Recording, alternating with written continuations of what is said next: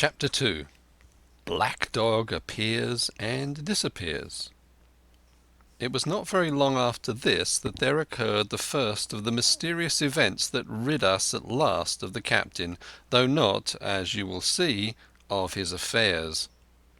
It was a bitter cold winter, with long hard frosts and heavy gales, and it was plain from the first that my poor father was little likely to see the spring. He sank daily, and my mother and I had all the inn upon our hands, and were kept busy enough without paying much regard to our unpleasant guest. It was one January morning, very early, a pinching, frosty morning, the cove all grey with hoarfrost, the ripple lapping softly on the stones, the sun still low and only touching the hilltops, and shining far to seaward. The captain had risen earlier than usual and set out down the beach, his cutlass swinging under the broad skirts of the old blue coat, his brass telescope under his arm, his hat tilted back upon his head. I remember his breath hanging like smoke in his wake as he strode off, and the last sound I heard of him as he turned the big rock was a loud snort of indignation, as though his mind was still running upon Dr. Livesey. Well, mother was upstairs with father, and I was laying the breakfast table against the captain's return, when the parlour door opened and a man stepped in on whom I had never set my eyes before. He was a pale, tallowy creature, wanting 2 fingers of the left hand, and though he wore a cutlass, he did not look much like a fighter. I had always my eyes open for seafaring men with 1 leg or 2, and I remember this one puzzled me. He was not sailory, and yet he had a smack of the sea about him too. I asked him what was for his service, and he said he would take rum, but as I was going out of the room to fetch it, he sat down upon a table and motioned to me to draw near. I paused where I was with my napkin in my hand. "Come here, sonny," said he. "Come nearer here." I took a step nearer. "Is this here table for my mate Bill?" he asked with a kind of leer. I told him I did not know his mate Bill, and this was for a person who stayed at our house, whom we called the captain. "Well," said he, "my mate Bill would be called the captain, like as not. He has a cut on 1 cheek, and a mighty pleasant way with him, particularly in drink, has my mate Bill. We'll put it, for argument like, that your captain has a cut on 1 cheek, and we'll put it, if you like, that cheek's the right one. Ah, well, I told you. Now, is my mate Bill in this here house?" I told him he was out walking. "Which way, sonny? Which way is he gone?" And when I pointed out the rock and told him how the captain was likely to return and how soon, and answered a few other questions, "Oh," said he, "this'll be as good as drink to my mate Bill." The expression of his face as he said these words was not at all pleasant, and I had my own reasons for thinking that the stranger was mistaken, even supposing he meant what he said. But it was no affair of mine, I thought, and besides it was difficult to know what to do. The stranger kept hanging about just inside the inn door, peering round the corner like a cat waiting for a mouse. Once I stepped out myself into the road, but he immediately called me back, and as I did not obey quick enough for his fancy, a most horrible change came over his tallowy face, and he ordered me in with an oath that made me jump.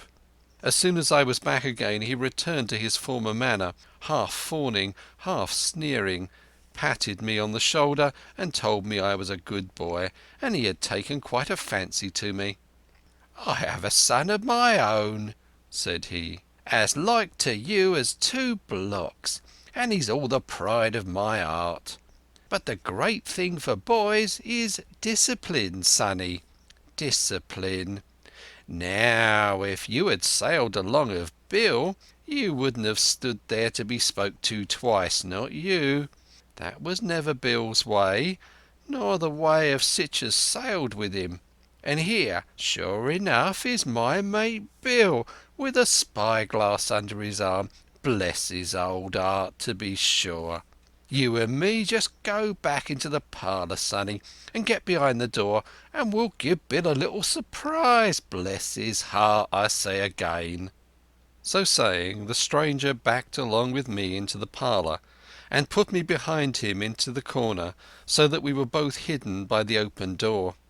I was very uneasy and alarmed, as you may fancy, but it rather added to my fears to observe that the stranger was certainly frightened himself.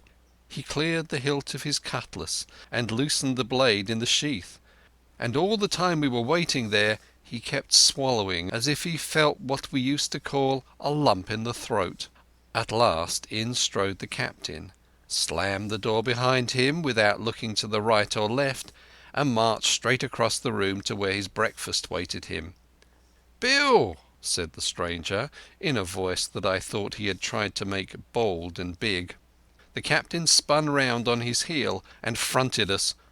All the brown had gone out of his face, and even his nose was blue, and he had the look of a man who sees a ghost, or the evil one, or something worse, if anything can be.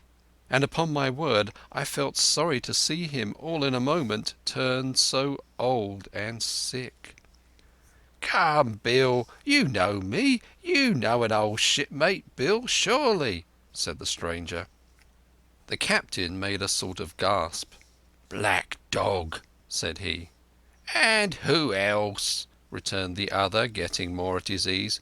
"Black Dog as ever was, come for to see his old shipmate Billy at the Admiral Benbow Inn. Oh, Bill, Bill, we have seen a sight of times, us two, since I lost them 2 talons," holding up his mutilated hand. "Now look here," said the captain. "You've run me down. Here I am. Well then, speak up. What is it?" "That's you, Bill," returned Black Dog. "You're in the right of it, Billy. I'll have a glass of rum from this dear child here, as I've took such a liking to, and we'll sit down, if you please, and talk square, like old shipmates." When I returned with the rum, they were already seated on either side of the captain's breakfast table. Black Dog next to the door, and sitting sideways so as to have one eye on his shipmate and one, as I thought, on his retreat. He bade me go and leave the door wide open. "None of your keyholes for me, sonny," he said, and I left them together and retired into the bar. For a long time, though, I certainly did my best to listen. I could hear nothing but low gabbling, and at last the voices began to grow higher, and I could pick up a word or two, mostly oaths, from the captain. "No, no, no, no, and an end of it," he cried once, and again, "If it comes to swinging, swing all, say I." Then all of a sudden there was a tremendous explosion of oaths and other noises. The chair and table went over in a lump. A clash of steel followed, and then a cry of pain, and the next instant I saw Black Dog in full flight, and the captain hotly pursuing, both with drawn cutlasses, and the former streaming blood from the left shoulder. Just at the door the captain aimed at the fugitive one last tremendous cut, which would certainly have split him to the chin had it not been intercepted by our big signboard of Admiral Benbow. You may see the notch on the lower side of the frame to this day. That blow was the last of the battle. Once out upon the road, Black Dog, in spite of his wound, showed a wonderful clean pair of heels, and disappeared over the edge of the hill in half a minute. The captain, for his part, stood staring at the signboard like a bewildered man. Then he passed his hand over his eyes several times, and at last turned back into the house. "Jim," says he, "rum!" And as he spoke he reeled a little, and caught himself with one hand against the wall. "Are you hurt?" cried I. "Rum!" he repeated. "I must get away from here. Rum! Rum!" I ran to fetch it, but I was quite unsteadied by all that had fallen out, and I broke one glass and fouled the tap, and while I was still getting in my own way, I heard a loud fall in the parlour, and running in beheld the captain lying full length upon the floor. At the same instant my mother, alarmed by the cries and fighting, came running downstairs to help me. Between us we raised his head. He was breathing very loud and hard, but his eyes were closed, and his face was a horrible colour. "Dear, dearie me!" cried my mother. "What a disgrace upon the house! And your poor father sick!" In the meantime we had no idea what to do to help the captain, nor any other thought but that he had got his death hurt in the scuffle with the stranger. I got the rum, to be sure, and tried to put it down his throat, but his teeth were tightly shut, and his jaws as strong as iron. It was a happy relief to us when the door opened, and Dr. Livesey came in on his visit to my father. "Oh, doctor," we cried, "what shall we do? Where is he wounded?" "Wounded? A fiddlestick's end," said the doctor. "No more wounded than your eye. The man has had a stroke, as I warned him. Now, Mrs. Hawkins, just you run upstairs to your husband and tell him, if possible, nothing about it. For my part, I must do my best to save this fellow's trebly worthless life. And Jim, you get me a basin." When I got back with the basin, the doctor had already ripped up the captain's sleeve and exposed his great sinewy arm. It was tattooed in several places. "Here's luck," "A fair wind," and "Billy Bones his fancy" were very neatly and clearly executed on the forearm, and up near the shoulder there was a sketch of a gallows and a man hanging from it, done, as I thought, with great spirit. "Prophetic," said the doctor, touching this picture with his finger. "And now, Master Billy Bones, if that be your name, we'll have a look at the colour of your blood. Jim," he said, "are you afraid of blood?" "No, sir," said I. "Well, then," said he, "you hold the basin." And with that he took his lancet and opened a vein. A great deal of blood was taken before the captain opened his eyes and looked mistily about him. First he recognized the doctor with an unmistakable frown. Then his glance fell upon me, and he looked relieved. But suddenly his colour changed, and he tried to raise himself, crying, "Where's Black Dog?" "There's no black dog here," said the doctor, "except what you have on your own back. You have been drinking rum. You have had a stroke, precisely as I told you, and I have just, very much against my own will, dragged you head foremost out of the grave. Now, Mr. Bones—" "That's not my name," he interrupted. "Much I care," returned the doctor. "It's the name of a buccaneer of my acquaintance, and I'll call you by it for the sake of shortness. But what I have to say to you is this. One glass of rum won't kill you, but if you take one you'll take another and another, and I'll stake my wig if you don't break off short you'll die. Do you understand that? Die, and go to your own place, like the man in the Bible. Come now, make an effort. I'll help you to your bed for once."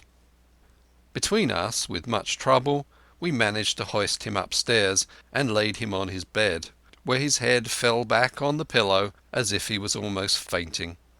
"Now, mind you," said the doctor, "I clear my conscience. The name of rum for you is death." And with that he went off to see my father, taking me with him by the arm. "This is nothing," he said, as soon as he had closed the door. "I have drawn blood enough to keep him quiet a while. He should lie for a week where he is. That is the best thing for him and you. But another stroke would settle him." End of chapter 2.